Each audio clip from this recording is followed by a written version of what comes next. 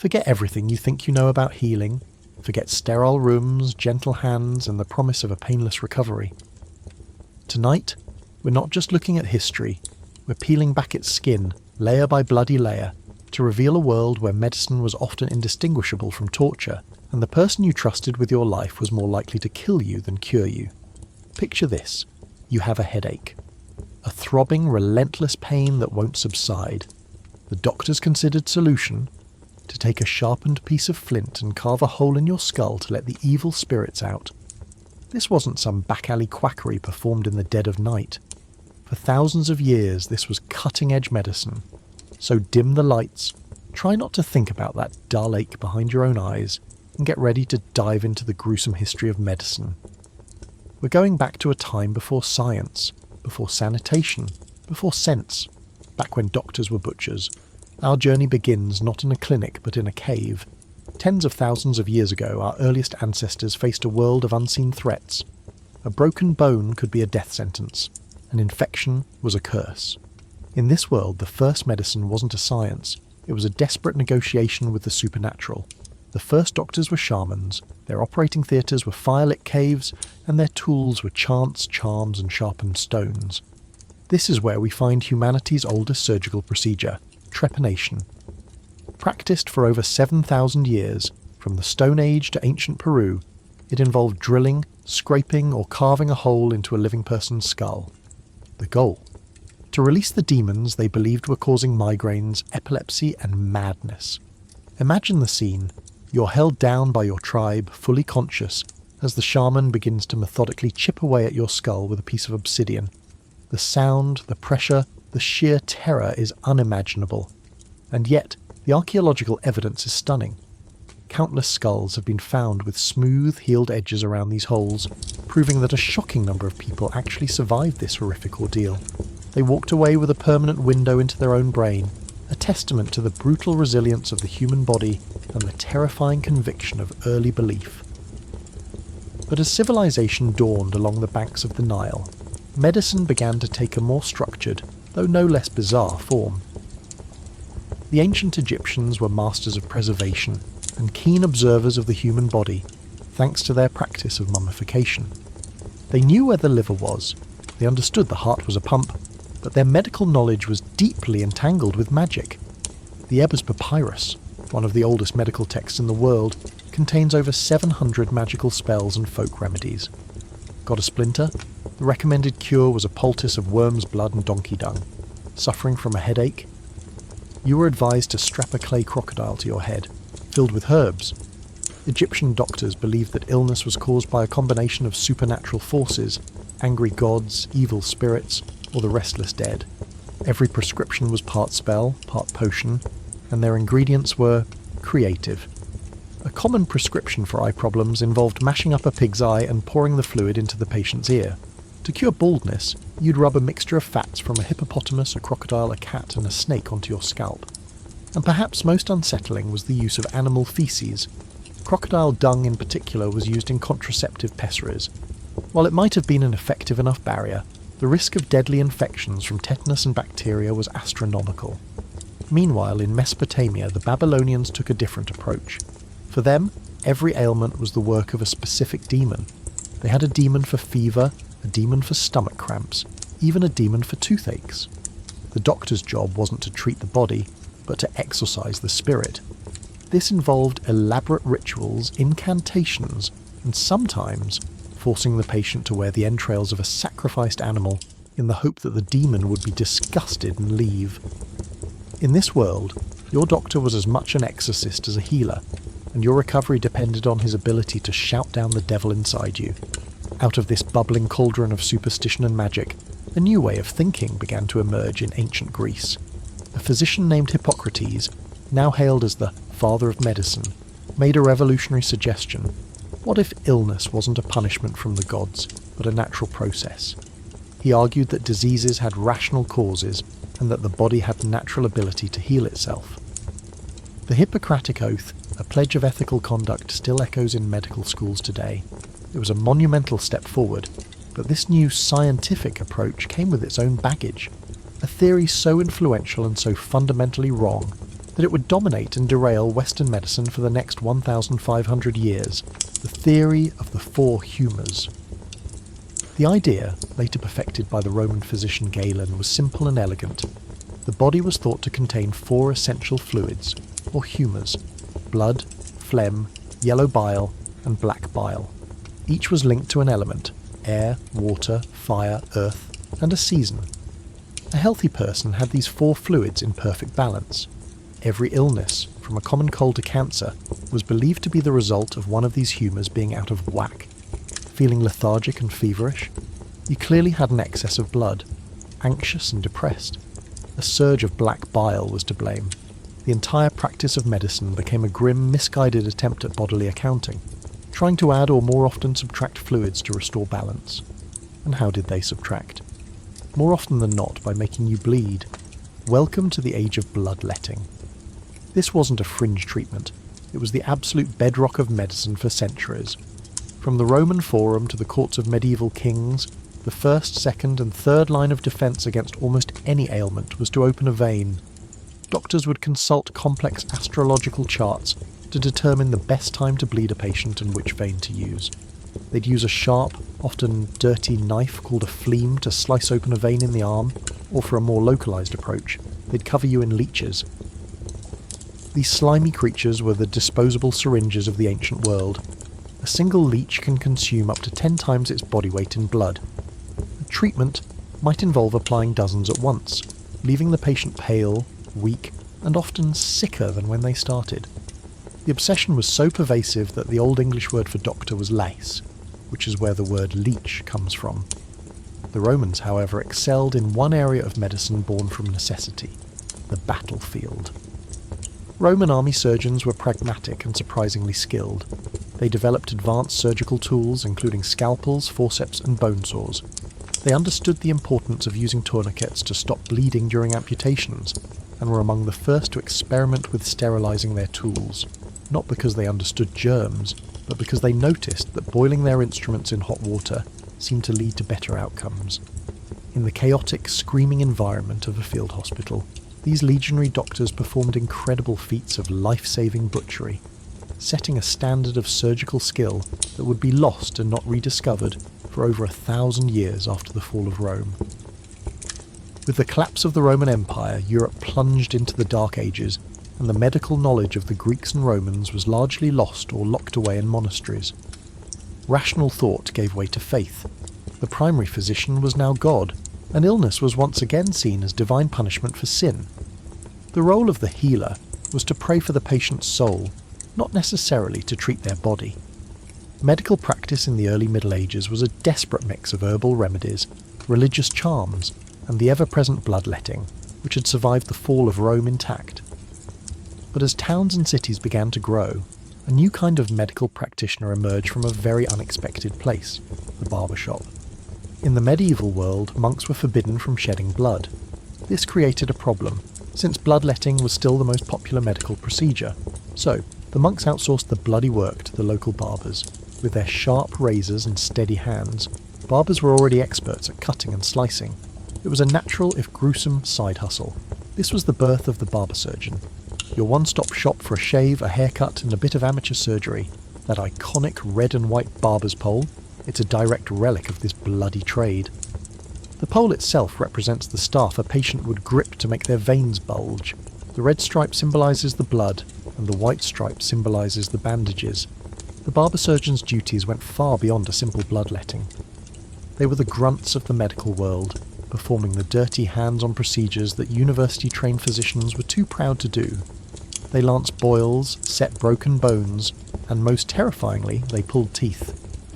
With no anaesthetic and crude iron tongs, a tooth extraction was a brutal, agonising ordeal that often resulted in a broken jaw or a life-threatening infection. And then there was amputation. On the battlefield or in the squalid cities, an infected limb was a death sentence unless it was removed. The barber surgeon would lay the patient down, give them a swig of alcohol or a wooden stick to bite on, and get to work with a saw. Speed was everything. The procedure was a blur of screaming, sawing and searing flesh, as the stump was cauterised with a red-hot iron to stop the bleeding. It was a hellish, traumatic experience that many did not survive. Meanwhile, the educated doctors were still slavishly devoted to the four humours. Their primary diagnostic tool, the patient's urine. Doctors would carry a special flask and a detailed colour chart. They would examine the urine's colour, consistency and smell. Some even went a step further, performing a uroscopy by tasting the urine to check for sweetness, a telltale sign of what we now know as diabetes. Imagine your life in the hands of a man whose primary medical skill was sipping your pee. The Renaissance was an age of explosive creativity and intellectual curiosity. Artists like Leonardo da Vinci and Michelangelo revolutionised our understanding of the human form. And in medicine, a brave few began to challenge the ancient dogmas that had held progress captive for centuries. A Belgian anatomist named Andreas Vesalius did something that was both revolutionary and forbidden. He started dissecting human bodies. For centuries, European medicine had relied on the anatomical texts of Galen, who had based his work on dissecting pigs and monkeys. Vesalius, through his own dissections of executed criminals, discovered that Galen had made hundreds of errors. He published his findings in a groundbreaking book on the fabric of the human body, filled with breathtakingly accurate illustrations. It was the birth of modern anatomy, but it was met with fierce resistance from the medical establishment, who considered it heresy to question the great Galen. But while anatomical knowledge was taking a leap forward, the patient's experience remained a nightmare. The operating room was still a chamber of horrors. One of the most famous surgeons of the era was Ambroise Paré, a French barber surgeon who served kings on the battlefield. Paré made a revolutionary discovery. The standard treatment for gunshot wounds at the time was to pour boiling oil into them, a torturous practice based on the mistaken belief that gunpowder was poisonous. One day, Paré ran out of oil and instead created a soothing ointment of egg yolk, rose oil and turpentine. He expected the soldiers treated with his new balm to be dead by morning. Instead, they were in far less pain and healing better than those who had been scalded. He also pioneered the use of ligatures, tying off arteries with thread, to stop bleeding during amputations, a far more humane and effective method than searing the stump with a hot iron. But these were rare glimmers of light in a very dark world. For most, the cures of the Renaissance were as bizarre as ever. This was the age of alchemy and Paracelsus, a Swiss physician who believed that the body's chemistry was the key to health. He championed the use of minerals and metals as medicine, creating toxic tinctures of mercury, lead, and arsenic. And this era perfected one of history's most stomach-churning practices, medicinal cannibalism. Doctors prescribed remedies made from human flesh, blood, and bone. It was believed that a person's life force lingered in their remains, so drinking the fresh, warm blood of a recently executed gladiator or soldier was thought to cure epilepsy. Ground-up human skull was a popular remedy for headaches, and a substance called mumia, made from the scavenged and ground-up remains of ancient Egyptian mummies, was a highly sought-after ingredient in elixirs for the rich and powerful. You could walk into an apothecary in 16th century London and buy powdered mummy to cure your cough. The 17th and 18th centuries, the so-called Age of Enlightenment, saw great leaps in science and philosophy. But in medicine, it was the age of heroic medicine, an approach as arrogant as it was deadly. The guiding principle was that the physician was a warrior, and disease was an enemy to be aggressively assaulted. If a little treatment was good, then a lot of treatment must be better. The weapons of choice in this war were bleeding, blistering, and purging. Bloodletting reached its absolute zenith. Doctors believed they were heroically draining the disease out of the body. They would bleed patients until they fainted, believing this marked a turning point in the illness. Then came purging. Patients were given powerful emetics to induce violent vomiting and purgatives to cause explosive diarrhea. The idea was to expel the sickness from the body by any means necessary. One of the most popular purgatives was calomel, or mercury chloride. It was a potent and destructive poison, causing severe tooth loss, jaw damage, and neurological problems. But doctors administered it with heroic zeal. If that wasn't enough, they would resort to blistering. This involved applying a caustic paste to the skin to create large, painful blisters. The theory was that these blisters would draw the toxins and excess humours out of the body and onto the surface. This three-pronged assault left patients dehydrated, weakened, and often on the brink of death. But the doctors of the heroic age saw this as a sign that the treatment was working. The most famous victim of this approach was likely the first president of the United States. In 1799, George Washington developed what was probably a severe throat infection. Over the course of less than a day, his esteemed doctors subjected him to a relentless barrage of heroic treatments. He was bled 4 separate times, losing an estimated 5 to 7 pints, nearly 40% of his body's total blood volume. He was given potions to make him vomit and gargle, and his throat was covered with a blistering agent. Unsurprisingly, he died shortly after. His doctors had, with the best and most heroic of intentions, effectively tortured him to death. The 19th century was a time of contradictions. It was an age of industrial revolution, scientific wonder, and profound human suffering. For medicine, it was the most transformative century in history, but it began in a world of unimaginable pain. Welcome to the surgical theatre of the early 1800s. It wasn't a sterile sanctuary, it was a public spectacle. Medical students and curious onlookers would crowd into steep, amphitheatre-like rooms to watch the masters at work. The surgeon would roll up his sleeves, perhaps donning a blood-stiffened apron he'd worn for dozens of previous operations, and select his tools from a wooden box. The patient, often fortified with a swig of whiskey, would be held or strapped down and told to pray. With no effective anaesthesia, surgery was a race against the limits of human endurance. Surgeons were celebrated not for their delicacy, but for their brutal speed. The most famous fast knife of the era was Robert Liston, a Scottish surgeon who could amputate a leg in under 3 minutes. His motto was, "Time me, gentlemen." But this speed came at a cost. In his most infamous operation, Liston was moving so quickly that he accidentally amputated the fingers of his young assistant, who was holding the patient's leg. In his frenzied soaring, he also slashed through the coat of a distinguished spectator, who was so frightened that he dropped dead from shock on the spot. The patient and the assistant later died of gangrene, an infection from the unwashed sore. It remains the only operation in surgical history with a 300% mortality rate.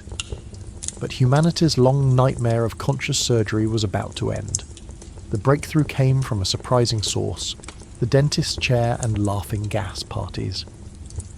In the 1840s, a dentist named Horace Wells noticed that people under the influence of nitrous oxide seemed impervious to pain. He attempted to demonstrate its use in a tooth extraction at Harvard Medical School, but the patient cried out, and Wells was booed off the stage as a failure. The torch was passed to his former partner, William Morton. On October 16, 1846, in that same hall, Morton administered sulphuric ether to a patient and successfully removed a tumour from his neck without a single cry of pain. As the patient awoke and confirmed he had felt nothing, the surgeon in charge turned to the stunned audience and declared, "Gentlemen, this is no humbug." The age of anaesthesia had begun. It was a revolution that transformed surgery from a torturous last resort into a viable medical tool. Yet, even with this miracle, a new killer stalked the operating rooms and maternity wards: infection. Post-surgical infections were so common they were simply called hospitalism. Surgeons operated in their street clothes with unwashed hands using dirty instruments. They saw pus not as a sign of infection, but as laudable pus, a healthy part of the healing process. A Hungarian doctor named Ignaz Semmelweis, working in a Vienna maternity ward, made a simple but profound observation. The ward run by doctors and medical students who came directly from performing autopsies had a mortality rate 5 times higher than the ward run by midwives. He hypothesized that the doctors were carrying cadaverous particles from the morgue on their hands. He ordered his staff to wash their hands in a chlorine solution before examining patients. The death rate plummeted. But was Semmelweis hailed as a hero? Number. He was mocked, ridiculed, and driven out of the profession by a medical community that was offended by the suggestion that their gentlemen's hands could be unclean. He died in a mental asylum, ironically, from an infected wound. It took the work of Louis Pasteur, who proved that invisible germs caused disease, and Joseph Lister, an English surgeon, to finally bring about the antiseptic revolution. Lister, inspired by Pasteur, began using carbolic acid to sterilise his instruments and clean wounds. The results were miraculous. His patients survived. Surgery was finally safe. The age of the butcher was slowly, finally coming to an end. With the twin revolutions of anaesthesia and antiseptic surgery, the 20th century dawned with incredible promise. But the path of progress is never straight. as legitimate science advanced, so too did a dark and lucrative world of quackery and medical malpractice. This was the golden age of the patent medicine. Newspapers were filled with ads for miraculous elixirs and tonics that promised to cure everything from cancer to baldness. These concoctions were unregulated, unproven, and often dangerously addictive. Mrs. Winslow's soothing syrup, a popular remedy for teething babies, was packed with morphine. Bayer's heroin was marketed as a non-addictive cough suppressant, and you could buy cocaine in various forms, as toothache drops, throat lozenges, and even in the original formula for Coca-Cola. It was a national addiction, sold with a doctor's smile. Then there was the magical allure of a new discovery, radiation. Soon after its discovery, radium was hailed as a miracle element. Companies began selling radium-infused water, cosmetics, and even chocolate bars, promising they would energize the body and restore youth. One of the most famous products was Radithor, a potent radioactive tonic. A wealthy industrialist named Eben Byers drank several bottles a day and claimed it made him feel wonderful, until his jaw literally began to fall off his face. His death from radiation poisoning was so horrific it finally led to stronger regulations. But perhaps the most chilling medical developments were happening in the treatment of the mind. The great Gothic insane asylums of the 19th and early 20th centuries were not places of healing. They were human warehouses. Patients were subjected to brutal treatments designed to shock them back to sanity. These included insulin coma therapy, where they were given massive overdoses of insulin to induce a coma, and hydrotherapy, which involved being blasted with high-pressure jets of icy water, or being wrapped tightly in cold, wet sheets for hours on end. The goal was not to understand the patient, but to control them, and for those deemed truly uncontrollable, a new and terrifyingly simple solution was on the horizon. In the 1930s, a Portuguese neurologist named Egas Moniz developed a procedure he called a leucotomy. He believed that by severing the connections in the brain's frontal lobe, the seat of emotion, he could cure severe mental illness. The procedure was crude and violent, involving drilling holes in the skull and injecting pure alcohol to destroy the brain tissue. For this, Moniz won the Nobel Prize in Medicine in 1949. But it was an American neurologist, Dr. Walter Freeman, who would popularize and perfect this procedure into something even more horrifying, the transorbital or ice pick lobotomy. Freeman believed the surgical method was too slow and cumbersome. He developed a technique that required no drilling and could be performed in his office in minutes. The procedure was a grotesque parody of medicine. The patient would be rendered unconscious with electroshock. Freeman would then lift the patient's eyelid, insert a long, thin instrument that was essentially a reinforced ice pick called a leucotom into the corner of the eye socket. With a mallet, he would tap it through the thin layer of bone and into the frontal lobe of the brain. Then, he would sweep the instrument back and forth, severing the neural connections. Then he'd repeat the process on the other side. Freeman was a showman. He toured the country in a van he called the lobotomobile, performing thousands of these procedures. He could perform dozens in a single day, sometimes using 2 ice picks at once. He saw himself as a pioneer, liberating patients from the torment of mental illness. But the reality was a tragedy. While the procedure did calm some agitated patients, it did so by destroying their personality, their intellect, and their soul. It left thousands in a childlike vegetative state, emotionally blunted and incapable of independent life. One of his most famous patients was Rosemary Kennedy, the sister of President John F. Kennedy. Subjected to a lobotomy at age 23 to correct her mood swings and intellectual disabilities, she was left permanently incapacitated and spent the rest of her life hidden away in an institution. The ice pick lobotomy stands as one of the most brutal and misguided chapters in the history of modern medicine, a chilling reminder of how easily the quest to heal can become a quest to destroy. From drilling holes in skulls to the dawn of antiseptic surgery, from potions of powdered mummy to the quiet hum of an MRI machine, the journey of medicine has been long, bloody, and paved with the bodies of those who came before. It's a story written in pain, etched in bone, and fueled by a desperate, timeless human desire to understand our own fragile bodies and to cheat death, even for a little while. The next time you take an antibiotic for an infection, or get a filling with numbing gel, or even just wash your hands with soap, take a moment.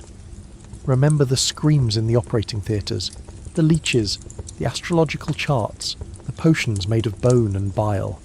Remember that for most of human history, a visit to the doctor was a terrifying gamble. The history of medicine isn't just a story of progress and triumph. It's a chilling, humbling reminder of our own fallibility, of the dangers of certainty, and of how thin the line has always been between a cure and a curse. It reminds us how fortunate we are to live on this side of the knife. If you found this journey into the dark heart of medical history as fascinating as it was horrifying, do me a favour and hit that subscribe button. It really helps the channel. And if you know someone who thinks history is boring, share this video with them and prove them wrong. Be sure to click that notification bell so you don't miss our next descent into the strangest and most unbelievable corners of the past. Thanks for watching.